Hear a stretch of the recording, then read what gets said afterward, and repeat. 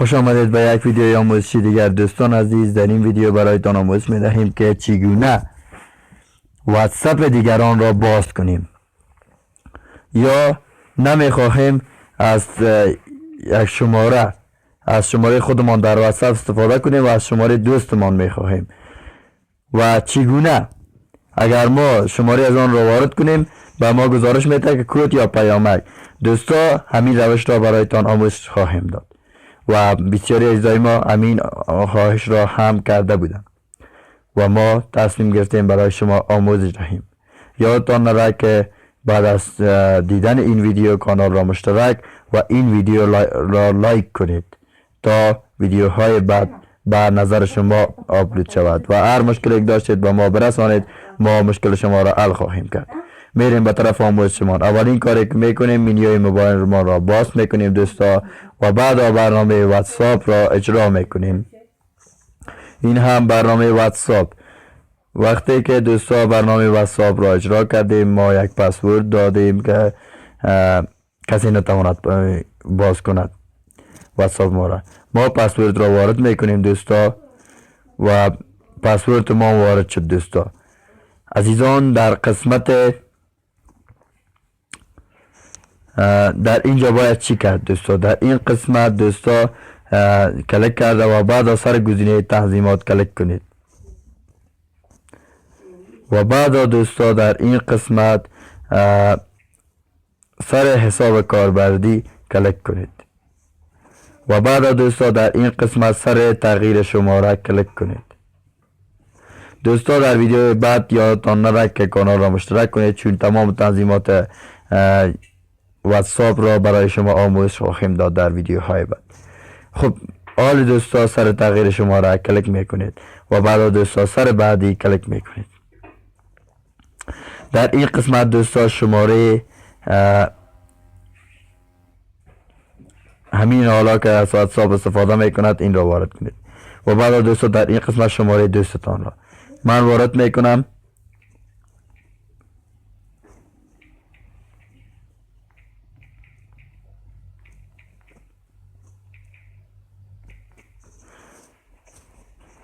این شماره جدیدی است که من از واتساپ استفاده میکنم. اگر مشکلی داشتید میتوانید در واتساپ هم با ما شریک کنید.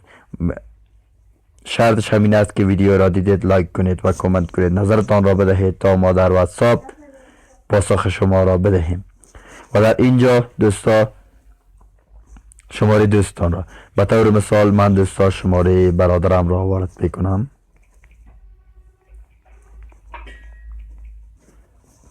بدون صفر وارد کنید.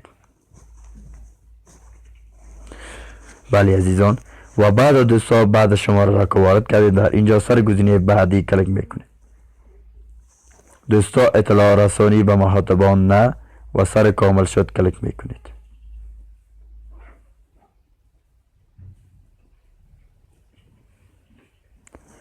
و چند لحظه انتظار میکشید تا پردازش شود. خب دوستا در این قسمت به ما گفت بر این به شماره برادرتان یک کد ارسال کردیم که آن کد را وارد کنید که ما تایید کنیم. در این قسمت دوستا چی میکنید؟ در این قسمت اینجا کلیک میکنید کمک.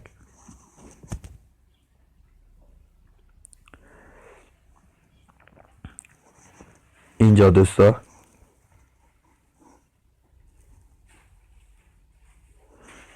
و در این قسمت دوستا مشکل خود را شرح دهید. در اینجا دوستا نوشته میکنید که این شماره من است و این شماره گم شده است یا مسدود شده است. من میخواهم از این شماره ام دوباره استفاده کنم.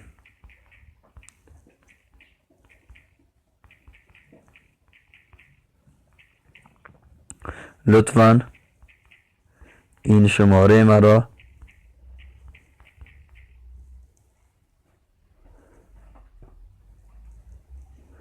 خب دوستا اتومات پردازش شد. باز میریم کمک. اگر دیدید که اتومات پردازش شد باز هم در کمک نشته کنید برید دوستا. این شماره من مسدود شده است و در این شماره من دوستان زیادی داشتم در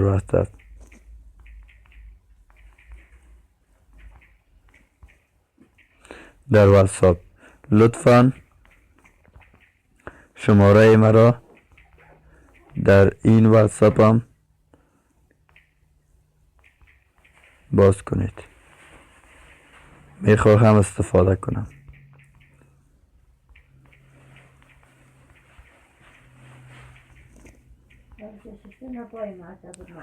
همیشه استفاده کنم.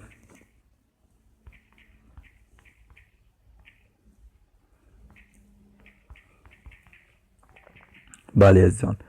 و بعد در این قسمت دوستا یک عکس بدهید. یک سیم کارت دوستا بدهید. 3 عکس دوستا. یک تا عکس، 2 تا عکس، 3 تا عکس. یک تا پشت سیم کارت، یک تا بغل سیم کارت، یک تا پیش روی سیم کارت. شماره هم نباشد گپی نیست. اگر دوستا قبول نکرد در روی شماره تان یک کاغذ که خورد در همون شماره یک میخواهید نوشته کنید و در پشتش پلاستر کنید، لابرتایپش کنید دوستا. و بعد عکس از او را بگیرید بندازید. من ببینید دوستا یک عکس یا کد مسنجر تان را دوستا. خب این دو را ما وارد نمی کنیم، شما حتما وارد کنید دوستا تا که از شما پردازش شود. این به خاطر آموزش از دوستا. و سر بعدی کلیک میکنید.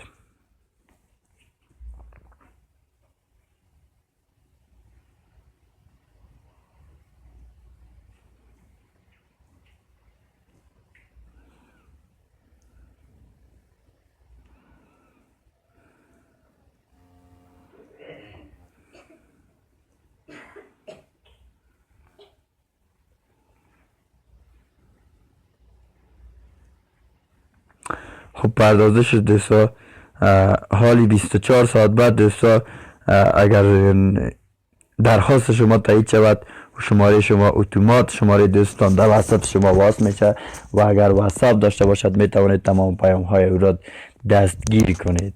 یا دوستا اگر مسنجر واتساپ نداشته باشد میتوانید از شمارهش در واتساپ تان استفاده کنید. دوستا تا ویدیوی بعد که باز هم مالک مرزایی برایتان یک ویدیو یک آموزش را در نظر میگیرم، شما را به الله بنیاز میسپارم. عزیزان یادتان نره اگر مشکل داشتین میتوانید در کامنت همین ویدیو یا در دسکریپشن ویدیو به کانال ما رفته به کانال ما گزارش دهید.